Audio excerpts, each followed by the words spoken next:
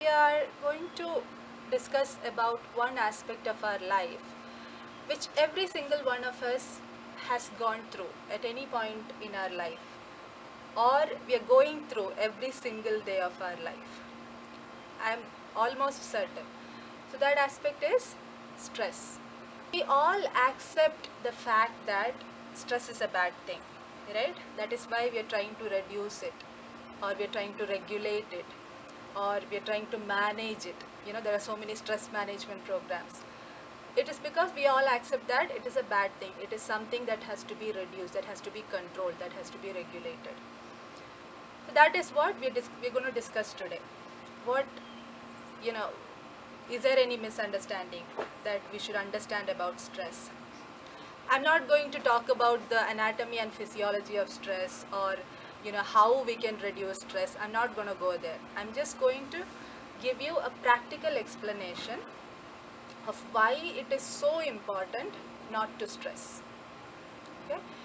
So, what is stress? Stress is, simply put, it is your physical reaction to a demanding situation. How your body responds to a demanding situation. It starts with physical response and it grows to your mind, your thought process, everything.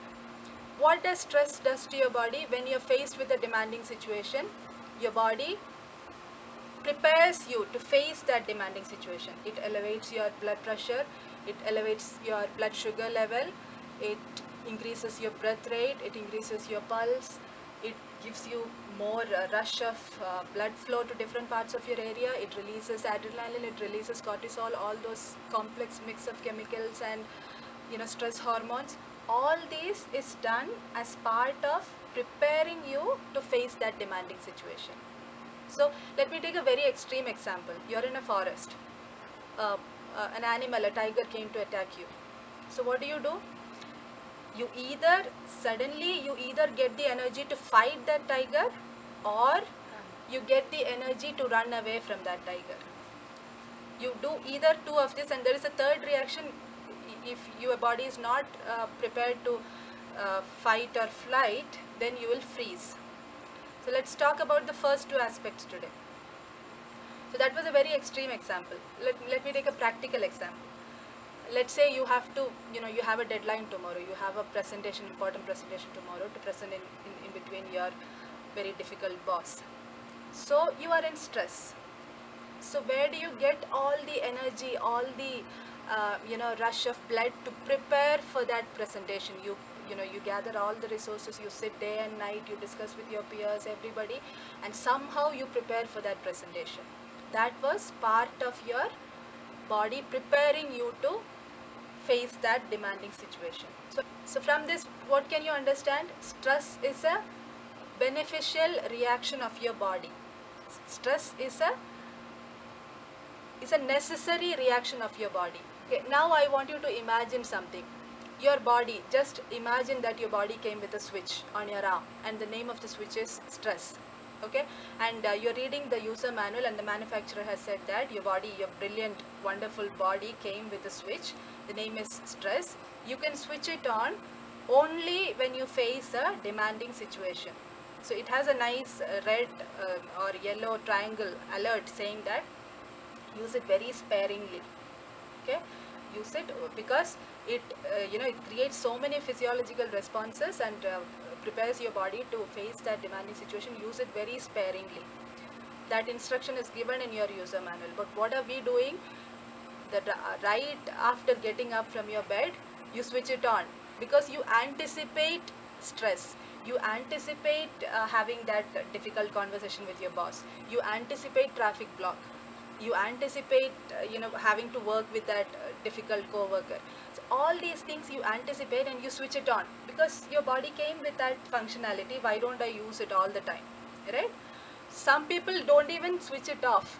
They keep the switch on all the time. That is why they say I'm under stress. All the time I'm under stress. Some of us switch it off when we come to our comfort zone. When we come to our family, our children, we switch it off. We go to our normal mode. You all can relate to what I'm saying, right? So what is happening? all the functionalities that I discussed just before, elevating your blood pressure, elevating your blood glucose level, it shuts down your digestive process, because that is not a necessary function to prepare you for fight or flight.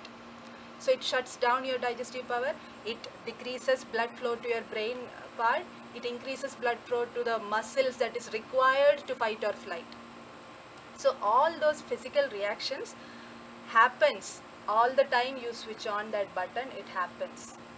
So it is educating your brain. So you have educated your brain that it is perfectly okay to switch it on all the time.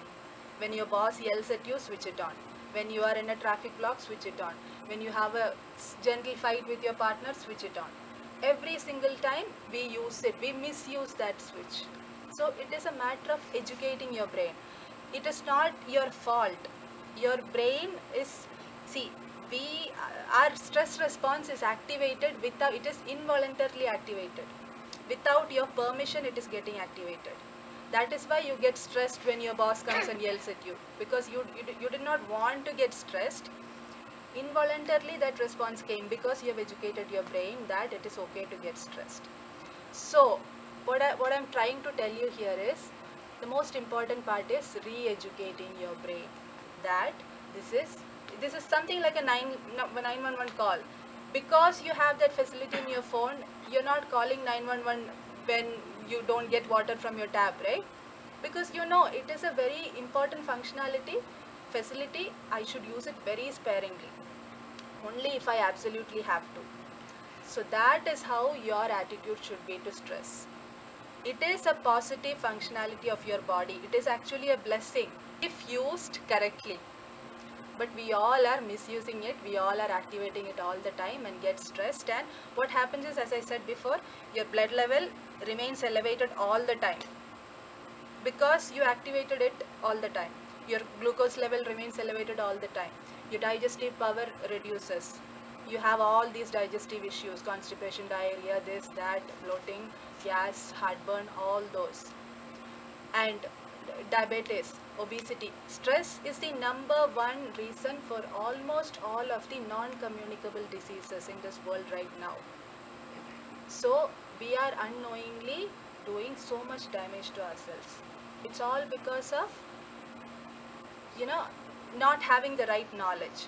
So if you understand this concept rightly, the next time you are in a seemingly demanding situation, you will not switch it on. You will tell yourself, you can handle this, just think straight, you can handle this. You don't have to go to a stress mode. It is not necessary to call 911. You can handle it yourself, right? So as I said, there are two modes, fight or flight. So if your brain's response is to go to a fight mode, if you have educated your brain to go to a fight mode all the time, your brain will literally be like this. Whenever you go to a person, you are in this mode. You are saying, I'm aggressive, I'm angry, I'm irritated, don't even talk to me, I'm not going to cooperate with you, I'm not going to share that information with you, I'm not going to be a pleasant person to work with, because your brain is in a fight mode. Let's say your brain has been educated to go to a flight mode all the time. So what do? You make sure that you take yourself away from this stressful situation. For example, if you have an exam tomorrow, you get diarrhea, stomachache, fever, and you miss the exam. Another example is, you keep postponing that meeting with your boss, or you do not want to have that talk with your partner. So it's all your flight mode. So what I want you all to do is re-educate your brain to use the stress mode only if you absolutely have to. It is kind of redefining stress for yourself.